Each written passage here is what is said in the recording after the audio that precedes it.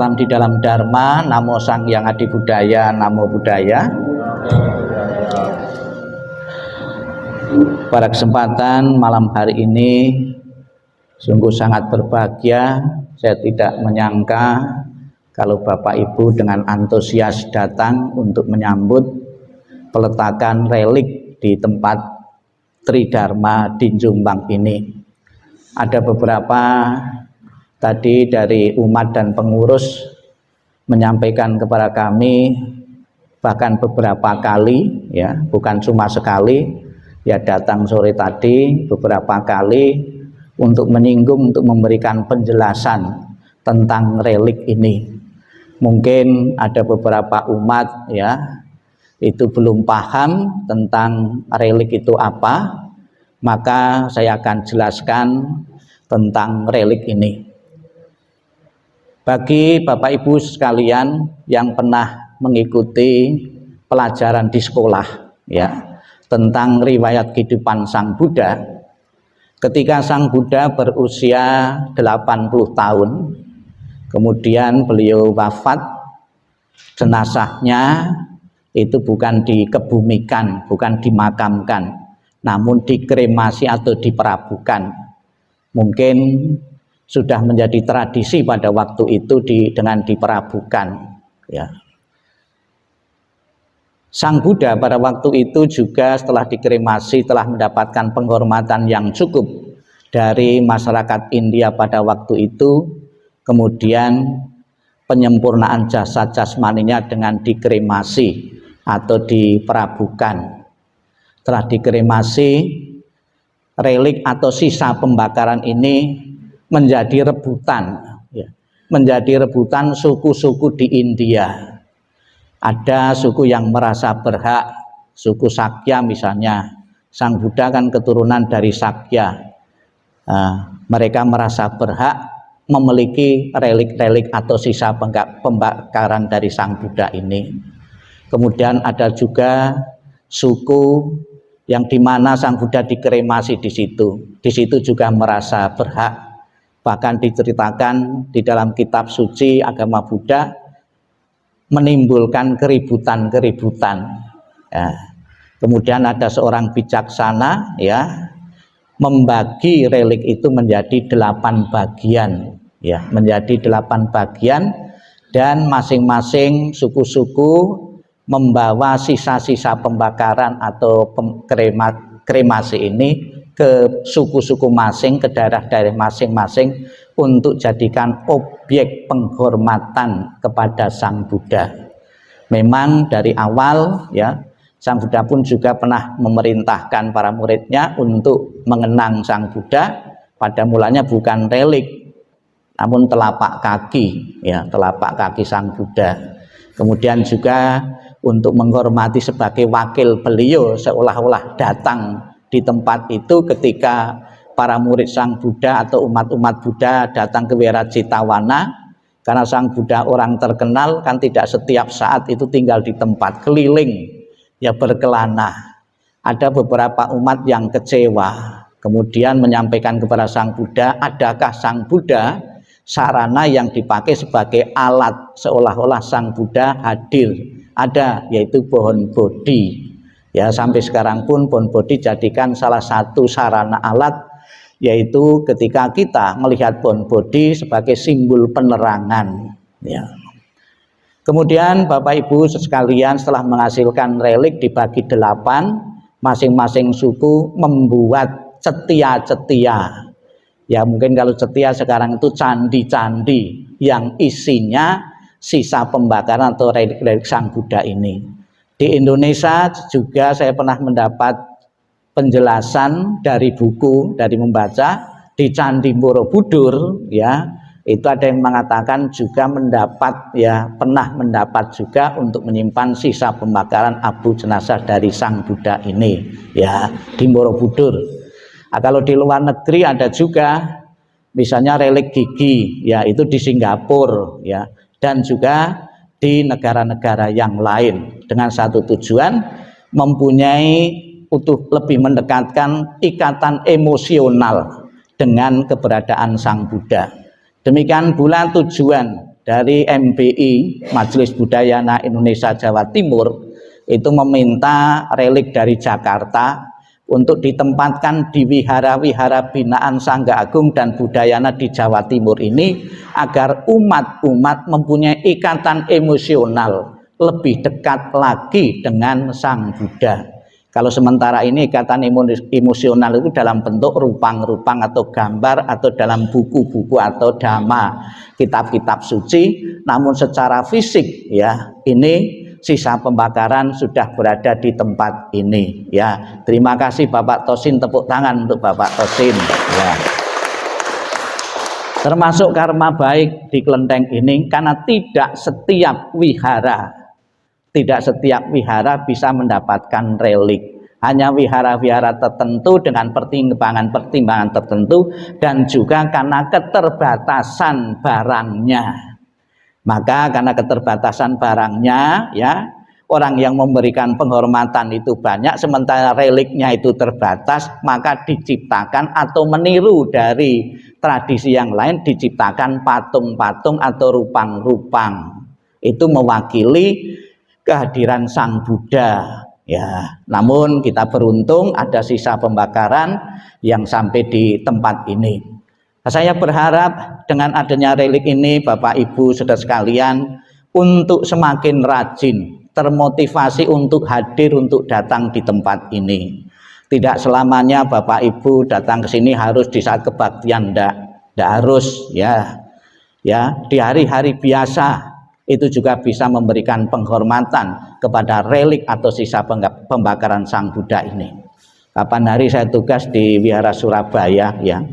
Ada tanya mau datang ke Wihara Bante, betul enggak di Wihara Bante itu ada relik, saya mau datang gitu ya. Ada seorang ibu, seorang wanita datang sungguhan, mereka dengan penuh kusuk membaca parita di depan relik itu ya. Tentunya getarannya beda ya, semangatnya beda, energinya juga beda ya. Itu Bapak Ibu sekalian yang saya hormati, kata relik ini ada kata yang sama namanya sarira. Sarira artinya tubuh ya, sisa tubuh jasmani Sang Buddha ini. Sarira ini terkenal ya di kalangan umat Buddha, namanya sliro ya, slirane, awakmu, badanmu ya. Ini berasal dari kata India juga, sliro ya. Makanya ada tembang upomo sliramu sekar melati. Nah, upomo seandainya kamu bunga sliramu ya.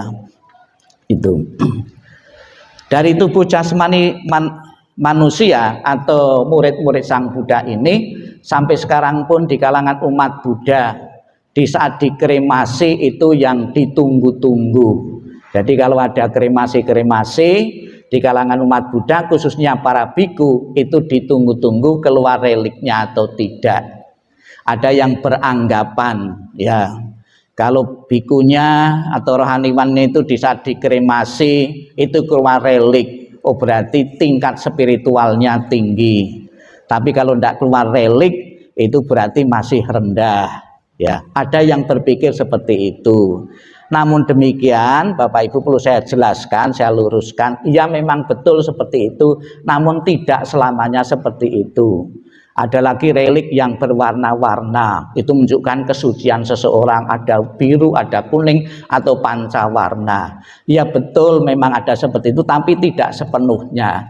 Sisa pembakaran jasmani manusia itu mempunyai warna yang bermacam-macam, juga pengaruh konsumsi obat yang dikonsumsi ketika dia masih hidup. Misalnya saja ketika hidup itu sakit-sakitan, sakit rematik katakanlah, dia minum obat rematik, obat tulang, otomatis kalau dibakar warna tulangnya juga beda.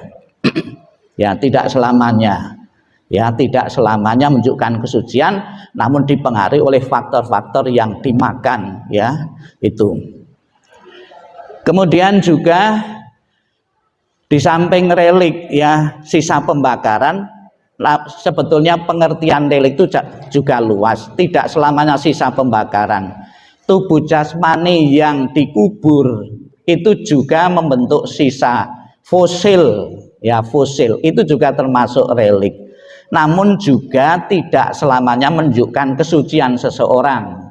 Ya, ada yang mengatakan karena dosa-dosa manusia, perbuatan-perbuatan manusia itu menyebabkan kita cepat busuk.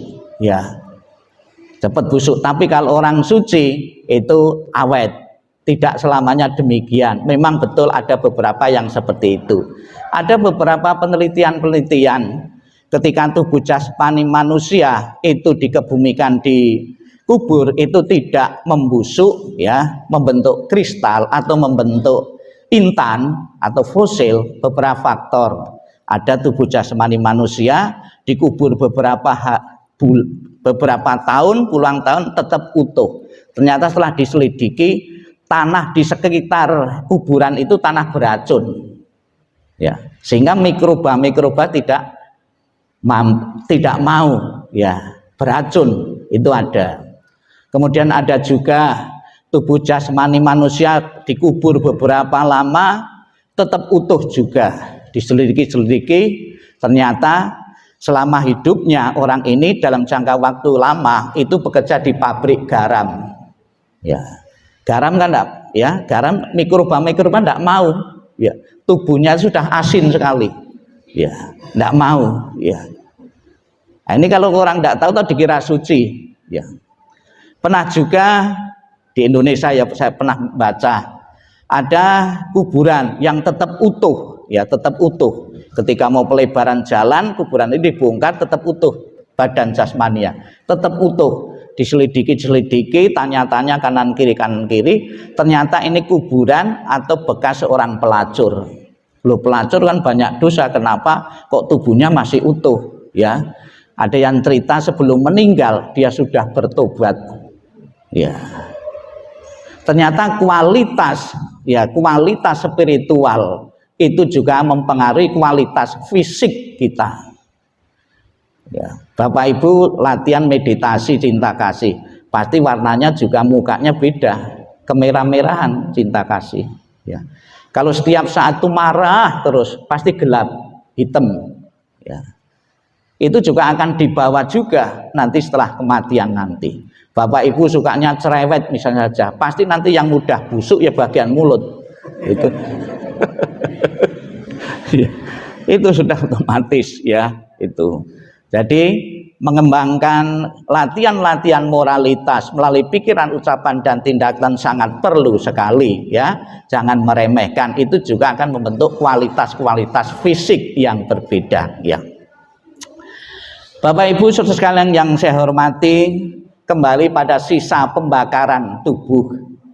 Ada relik, ya, yang sisa pembakaran itu berupa abu, berupa tulang. Namun ada juga yang berupa kristal-kristal. Ini yang dicari-cari.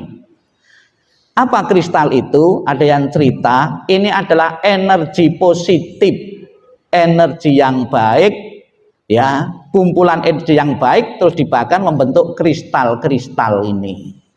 Ya, energi yang orang jahat, ya. Ya, sekalipun belum pernah ada penelitian orang jahat coba dibakar keluar reliknya atau enggak, ya.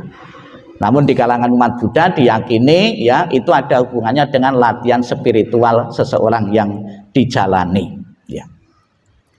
Kemudian juga ada beberapa isu di kalangan umat Buddha. Relik Sang Buddha itu kan sudah 2567, ya. 2567 tahun yang lalu. Mana mungkin sekarang masih, kan ada yang ragu-ragu seperti itu, ya. Itu. Jadi relik-relik itu memang ada yang asli, namun ada juga yang duplikasi, ya, ada dengan pertimbangan-pertimbangan tertentu. Misalnya saja tadi bisa juga atau 8 tadi yang minta misalnya saja bukan cuma 8 suku, namun 20 suku, 30 suku. Bagaimana ngatasinya? Ya bikin duplikasi, tidak-tidaknya sisa-sisa abu-abu itu yang diberikan. Contohnya Drona, ya, itu juga bukan membawa reliknya, namun wadah tempat membagi itu yang jadikan objek penghormatan juga. Maka dalam dewasa ini pun juga ada beberapa biku dengan pertimbangan-pertimbangan tertentu bahwa dari luar negeri dibawa ke Indonesia, ya tujuannya baik juga agar umat termotivasi. Apakah itu ada gunanya? Tetap ada gunanya. Bapak Ibu meditasi, ya objeknya rupang Buddha, objeknya gambar-gambar Buddha, itu kan tiruan juga, duplikasi-duplikasi. Bahkan juga di zaman dulu juga ada, ya, seorang umat memberikan penghormatan kepada seorang biku. Dia membawa kemajuan setelah memberi penghormatan kepada biku. Selang beberapa hari diketahui bikunya itu adalah biku palsu. Ya, biku palsu tetap memberikan manfaat. Ya, tetap memberikan manfaat. Jadi Bapak Ibu, objek meditasi bisa yang asli, namun juga duplikasi-duplikasi pun juga bisa dilakukan oleh Bapak Ibu. Pernah juga ada cerita nenek tua, ya, ada seorang ibu tua, anaknya sering pergi di India, pesan sama anaknya, tolong ya nanti kalau kau pulang dari India, tolong bawakan relik Buddha. Nah, relik Buddha itu kan sulit untuk mendapatkan. Kemudian nemukan gigi anjing, ya. Kemudian dibawa, ini mah relik Buddha atau relik orang suci. Ternyata dengan orang tuanya dijadikan objek, kemudian mampu juga mencapai kemajuan-kemajuan. Ya. Jadi objek apapun sebagai sarana saja. Sang Buddha mengatakan juga, ya, barang siapa dekat denganku namun tidak menjalankan praktek dharma, sebetulnya orang itu jauh dariku.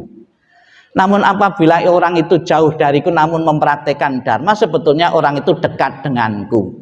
Bukan orang yang memegang jubahku, ya, itu yang akan mencapai kesucian, namun orang yang menjalankan praktek dharma sekalipun jauh dariku. Ini harus dipahami oleh umat Buddha juga, ya. Jadi Bapak Ibu sekalian, relik-relik ini baik yang asli maupun tiruan atau rupang atau gambar ataupun sarana yang lain tadi saya sebutkan di depan tadi, telapak kaki Sang Buddha pun juga bisa dijadikan objek untuk bermeditasi, menuntun Bapak Ibu lebih semangat lagi dalam menjalankan spiritualitas, ya. Apa kegunaan dari relik ini? Membangkitkan Bapak Ibu bahwa tidak semua orang kalau dikremasi itu bisa keluar relik. Hanya orang-orang tertentu saja. Tanpa spiritual yang tinggi, tanpa praktek dharma yang tinggi, tidak mungkin bisa keluar. Jadi Bapak Ibu, tujuan kita bersama kan ingin mencapai kebahagiaan surga maupun mencapai pembebasan nibbana. Tidak ada sesuatu yang kesucian itu diperoleh dengan tiba-tiba atau secara spontan, ya, tidak ada, melalui satu proses yang panjang. Bapak Ibu datang ke sini malam-malam hari ini pun juga dalam rangka itu, untuk mencapai tingkatan-tingkatan kesucian atau spiritualitas yang tinggi.